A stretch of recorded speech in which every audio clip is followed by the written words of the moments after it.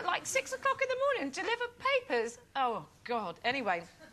So I did that, and I did babysitting in the summer and at the weekend. Someone left you with a baby. Now that is not right. But do you think it's a good idea, though, for kids to try and earn some sort of pocket money during the summer? Well, I do think that it's important for kids to learn the value of money. You know, I have a lot of friends who just give their kids whatever they want, and I think that is quite damaging in a sense, because you grow up thinking that you can have everything that you want and you don't have to do anything to earn it. And it's like, you know, the world owes me a living. I don't want to do that. I'll just get money off my parents. I think it does happen, though. I'm not saying everybody does it, but some of the parents and most of the people who do it are often, you know, absent parents who feel a bit guilty, who give their kids whatever they want because they're not there. And I think that's wrong, but I think it's really, really important for children to learn the value of money. I agree with you. I think it is really important to learn the value of money, but I think there's a fine line about paying them to do things around the house, because I think they should do it around the house anyway. I think that should be their chores anyway. You know, I don't... Like Kira, you know, if she plays with her toys, she knows when she's finished playing with them, they go back in the toy box. I don't go put them back in the toy box, I'll give you a £5. Yeah. I'll come round your house. I do it myself for £5. That's bribery. But, you know, but teenagers especially, I think, are the worst for that. You know, I've got friends who said to their daughter, you know, we'll give you... the house was a mess and they had to go out, and they said, we'll pay you a tenner if you clean the house for us. And when they came out the house, they said from top to bottom was like she'd spring cleaned it. They were so thrilled. But the next time they went out, they didn't mention the money side of it. When they came back, everything was still a mess, and she'd added to the mess, and she'd just sat on the couch watching telly all day. And I thought...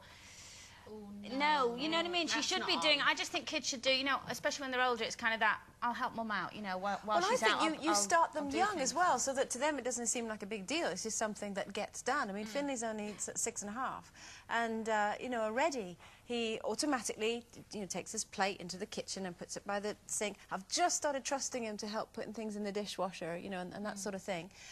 He has to make his bed in the morning. Granted, it's not very good, you know, but it doesn't matter. He knows that that's his thing that he has to do, and it's become just part of his little routine. And I want, in a way, he's only 6, but I'm training him for when he leaves, because I want him to, at 7, he'll be up the chimneys by 8.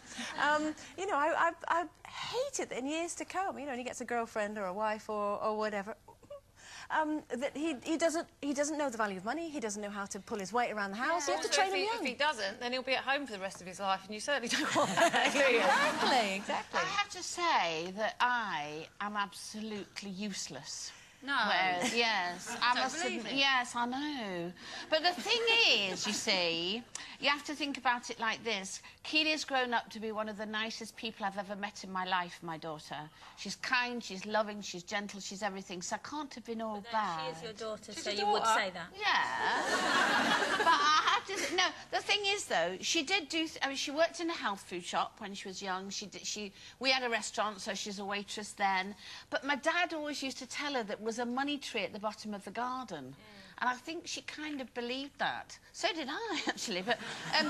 What, so you'd spoil her and... I don't know, I don't know. My dad just loved her so much that he just used to say, it's all right, we'll go to the money tree. And she'd go, OK. How is she, though, with Oliver? She's fantastic. She's actually turned into a very different girl. Did you have a job when you were younger? Well, I didn't really. I've never really had a proper job in that sense, like a normal person. But... Another great surprise. But I was an usherette in a theatre. Okay. Yes. How long for? Well, it was only a week. But the thing is... No, the reason I didn't take it seriously because I didn't think I was working. But I did go up and get that brown packet, and it had got money in it. And I thought, oh, this is what they call working. This is fantastic. So, but I did spend it. But I was, you know, I did work because I was on the stage, and, you know, I was doing all sorts of things, other things, like you. You know, I mean, we've worked all our lives, so that's a different thing, but... Well, Kira earned £21 last week off me. Did she? What did she do? I bought her a swear box. Bad idea. 21 quid it cost me last week. She's only 6. You're worse than me. What? Just when people say bad words, she walks around going, swear. Oh, I thought I she thought did. you meant, oh. No, she didn't swear. I was going to say, Colleen Nice Nolan. girl. No, it cost me £21. Oh. Fantastic. Okay, now our first guest shot to international stardom alongside Beyonce Knowles and Kelly Rowland in the #1 selling R&B girl band Destiny's Child. 3 Grammy Awards and 4 US #1 hit singles later, the girls announced their split in 2005. Since then, our next guest has been flexing her acting muscles in a number of television and theatre roles and is now due to release her long-awaited debut solo pop album later this year.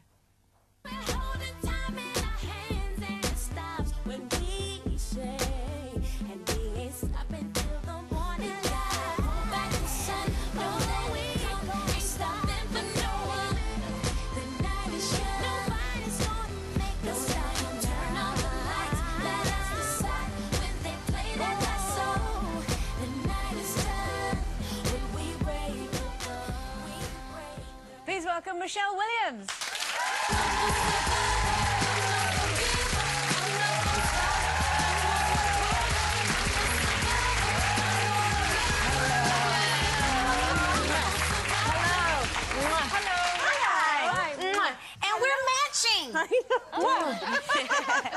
It's lovely to meet you, Michelle. Yes. Welcome to the show. We all have yellow and black.